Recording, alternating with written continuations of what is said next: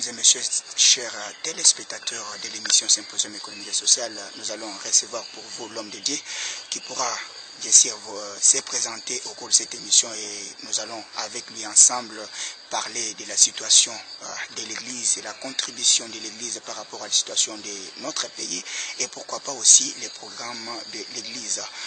Bonjour l'homme de Dieu encore une fois. Merci, bonjour. Voilà une brève présentation.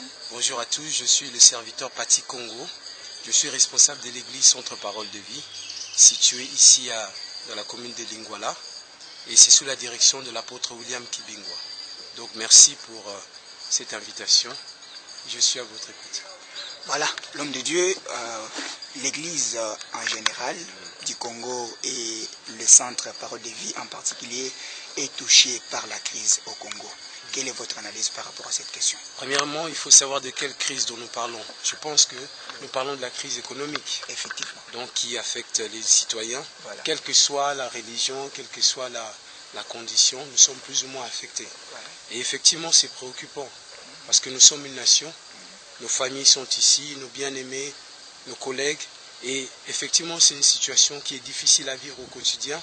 Et l'Église aussi, parce que n'oublions pas que l'Église, au final, ce sont des individus qui ne sortent pas de la société, qui sont des travailleurs, qui sont des étudiants.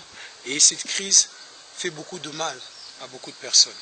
Donc, nous avons le défi de trouver des solutions ensemble, parce que c'est une préoccupation des sociétés. Et l'Église étant aussi au sein de la société, doit contribuer à son niveau, à apporter des solutions, à analyser aussi quels sont les éléments qui causent cette crise. Donc, oui, il y a la crise, comme il y en a eu avant, et il y en aura dans l'histoire des hommes. Mais maintenant, je vous prie de préciser la question pour que je puisse, au fur et à mesure, développer. Effectivement, il y a une opinion qui pense que Dieu n'écoute plus la prière des Congolais. Pourquoi? Parce que, comme vous venez de le dire, la crise économique persiste des années et des années. Les croyants, les chrétiens, aussi fidèles à leur Dieu, continuent aussi à prier, mais la situation ne change pas. Vous, la bouche autorisée de Dieu, vous les hommes de Dieu, qu'est-ce que vous pensez par rapport à cette question ou cette opinion? Voilà. Il faut commencer par le début, comprendre qu'est-ce que l'Église. Oui. Parce que pour que l'opinion de l'Église ait un sens, il faut savoir quelle est l'identité de l'Église. L'Église, c'est avant tout une institution spirituelle, des gens qui ont accepté Jésus-Christ comme leur Seigneur et Sauveur. Et il y a une clé que nous ne devons pas oublier, c'est que l'Église est bâtie sur la vérité, qui est Christ lui-même. La vérité nous enseigne des principes qui ne sont pas d'abord des théories, mais qui sont des principes de vie. Un chrétien est dans la société. Il est travailleur dans une société, il est père de famille, ou maman dans une famille, grand frère, tout ce que vous voulez. Maintenant, l'Église, c'est une œuvre spirituelle avant toute chose. Il y a des valeurs que la Bible nous enseigne qui peuvent être résumées en deux grands points. Aimer son Dieu de tout son cœur, mais aussi aimer son prochain. Donc dans la société, lorsque la crise arrive, comme dans la Bible, il y a eu des crises. Il y a des événements familiaux tragiques qui se passent. Il y a des gens qui perdent leur travail, il y a des gens qui ont du mal à subsister. Et c'est l'histoire, si on prend dans la Bible, l'histoire de Naomi, qui a été obligée de quitter avec son mari, de quitter là où ils étaient à Bethléem. Et maintenant, nous, en tant qu'enfants de Dieu, doit comprendre que la crise peut arriver. Et qu'est-ce qui provoque parfois la crise, comme au temps des enfants d'Israël? Les enfants d'Israël s'est détournés de la volonté de Dieu. Donc, la crise, il ne faut pas seulement avoir une analyse économique de la crise, Voilà. mais comment en sommes-nous arrivés là? Voilà. Quelle est la responsabilité des uns des autres? Voilà. Au niveau déjà de la nation. Voilà. Mais maintenant, si on parle des chrétiens, Ouais. les chrétiens ont une identité spirituelle qui nous encourage à rechercher le bien pour autrui.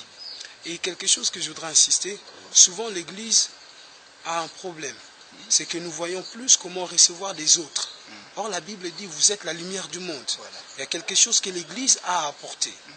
La crise, je ne pense pas qu'on peut accuser l'Église aujourd'hui d'être à la cause de la crise. Je sais qu'il y a des réalités économiques qui rentrent en jeu.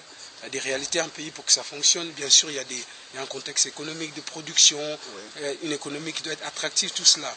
Donc, j'espère que personne n'est dans ce sens-là d'accuser que l'Église, c'est parce que les chrétiens, non. Mais, effectivement, dans ce sens, l'Église, d'abord dans son identité. Imaginez que vous êtes gérant d'une société. en tant que chrétiens, le Seigneur nous encourage d'être des bons entendants. Donc de gérer cette société comme si c'était la vôtre, en respectant les principes du bien d'autrui et en étant fidèles, en manifestant finalement ce qu'on nous dit, notre fonction d'ambassadeur. Nous sommes des ambassadeurs bien-aimés. Le Seigneur nous fait des représentants de lui. Donc notre comportement, en action, en parole, en pensée même, le Seigneur veut que ça soit tel que le Seigneur Jésus-Christ nous l'a prescrit. Donc au sein de la crise, le Seigneur sait qu'il y a une crise. Mais nous les chrétiens, le Seigneur nous demande d'avoir une attitude qui est conforme à ce qu'il nous enseigne. Nous sommes la lumière du monde. Et donc imaginez que vous êtes élevé au niveau d'un dignitaire où vous avez une grande société. Vous comprenez que vous avez des décisions qui peuvent impacter positivement la vie des gens. La justice, un chrétien doit rechercher la justice. Comment est-ce que vous allez traiter vos employés? Est-ce qu'à la fin du mois, vous allez, le jour de la paye, disparaître? Ou bien vous savez qu'un papa et une maman a travaillé? Donc, il y a des contributions de chaque chrétien à son niveau, dans son environnement, qui contribuent à ce que nous représentons le Seigneur. Donc, l'Église, c'est cette identité-là. Est-ce que le Seigneur n'écoute plus les prières? Celui qui est chrétien, c'est que Dieu entend la prière de ses enfants. Le Seigneur écoute la prière de ses enfants. Le principe, c'est la foi, faire confiance en Dieu. En temps de crise, c'est là où parfois la confiance peut subir des secousses. Voilà. Mais qu'est-ce que le Seigneur nous dit? Il nous dit de ne pas avoir peur, mais de lui faire confiance, parce qu'il a dit qu'il sera avec nous. Je pense que l'Église doit connaître quelle est son identité spirituelle, s'appuyer sur la parole, ne pas se laisser décourager, quoique c'est difficile. Permettez-moi un passage dans 1 Roi chapitre 17, voilà. C'est l'histoire de la veuve. Et c'est une histoire merveilleuse qui nous édifie nous tous. Cette veuve n'était pas d'Israël, mais elle était en dehors dans le territoire de Sidon. Mais on montre comment Dieu a pris le prophète Élie, a envoyé vers cette femme qui finalement n'avait pas grand-chose. La Bible dit qu'il lui restait seulement un peu de farine et un peu d'huile. Et après cela, elle et son fils, ils avaient déjà prévu de mourir. Donc ils ne voyaient même pas quelque chose. Mais le Seigneur est capable de pourvoir. Il faut que nous, enfants de Dieu, nous comprenions quelle est notre identité, les dieux que nous avons et que nous faisons notre part. Cette femme n'est pas restée assise à la maison à attendre la mort, mais elle est partie ramasser un bout de bois. Et c'est l'attitude que nous devons faire.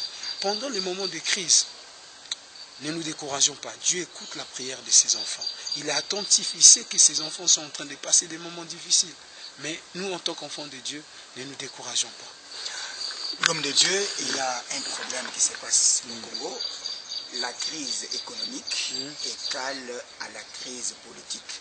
Donc la naissance de cette crise économique que le pays est en train de subir, que la population est en train de subir bien sûr, viennent d'une crise politique créée entre guillemets par les hommes de Dieu. Comment vous justifiez cette opinion? D'accord, il faut m'expliquer bien quand vous dites que la crise politique a été créée par les hommes de Dieu.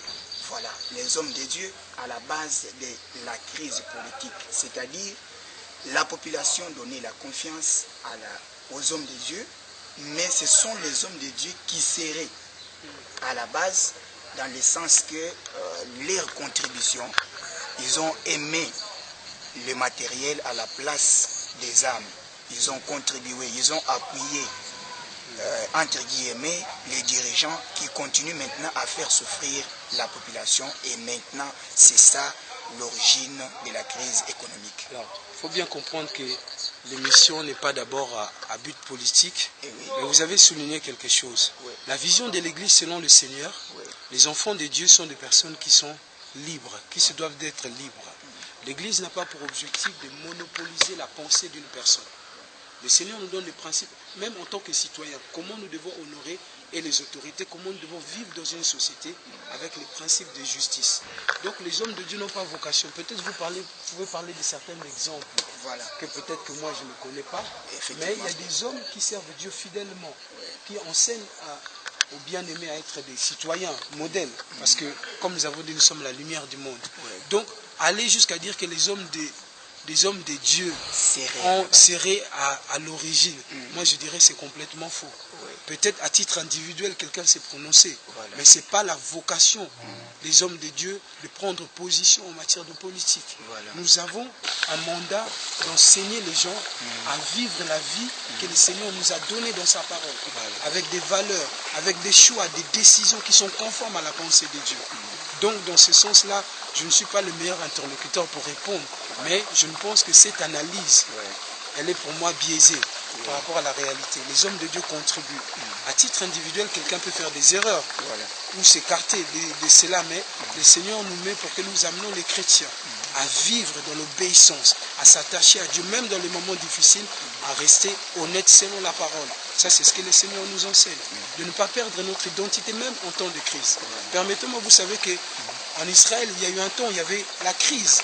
Et la crise était tellement forte qu'une dame a décidé avec une autre dame qui mange leur enfant, et après ils allaient manger le deuxième. Bien aimé, même en temps de crise, les mauvaises associations terminent toujours mal. Gardons la parole, attachons-nous à la parole de Dieu. C'est ce que le Seigneur nous demande, d'être fidèles, même dans ces moments-là. Donc ce n'est pas une prérogative d'homme de Dieu d'enseigner les gens dans des voies qui sont mauvaises. Alors les saintes paroles de Dieu, vous êtes en train de sortir ici en tant qu'homme de Dieu, quelles sont les méthodes que vous avez aussi préconisées pour soutenir cette population, ou soit les chrétiens qui continuent encore à faire confiance à leur Dieu pendant que cette crise est aussi forte? Que Dieu soit béni. Ça me rappelle un message que nous avons partagé il n'y a même pas 2-3 semaines. Le message était Dieu pourvoira. Et on avait parlé de cette femme de 1 Roi 17, cette veuve qui était dans une situation difficile. Et il y a un point que nous avons dit, sachez que l'Éternel est Dieu. Il y a un problème qui se passe, c'est que parfois les gens ne connaissent pas suffisamment leur Dieu, ne connaissent pas les caractéristiques de leur Dieu. Et ils ont besoin que nous puissions ensemble redéfinir l'identité de notre Dieu, même dans ces moments-là. Et qu'est-ce que nous disons d'abord? Premièrement, l'Église a le mandat d'enseigner les gens dans la vérité. Enseigner aux gens la vérité, pas des théories, mais la vérité, comment vivre en tant qu'un enfant de Dieu, comment vivre dans une société, comment mettre en pratique finalement ce que nous avons comme principe de justice, d'équité, d'intégrité, les valeurs que nous sommes en train de perdre à cause des difficultés. Le Seigneur nous dit d'être fidèles parce qu'ils ne reviennent pas prendre l'Église. Donc on encourage les chrétiens dans leur vie chrétienne.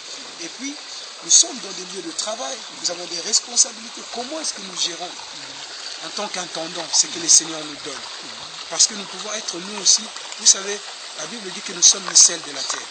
Le sel de la terre, le sel a une saveur. C'est-à-dire qu'en tant que chrétien, je dois représenter des valeurs auprès de mes collègues, auprès de mon patron, auprès de mon épouse. Et toutes ces valeurs-là, imaginez que quelqu'un se comporte mal avec son voisin, se comporte mal avec son collègue, ou bien quelqu'un qui a des responsabilités, se permet d'utiliser ça à des fins personnelles.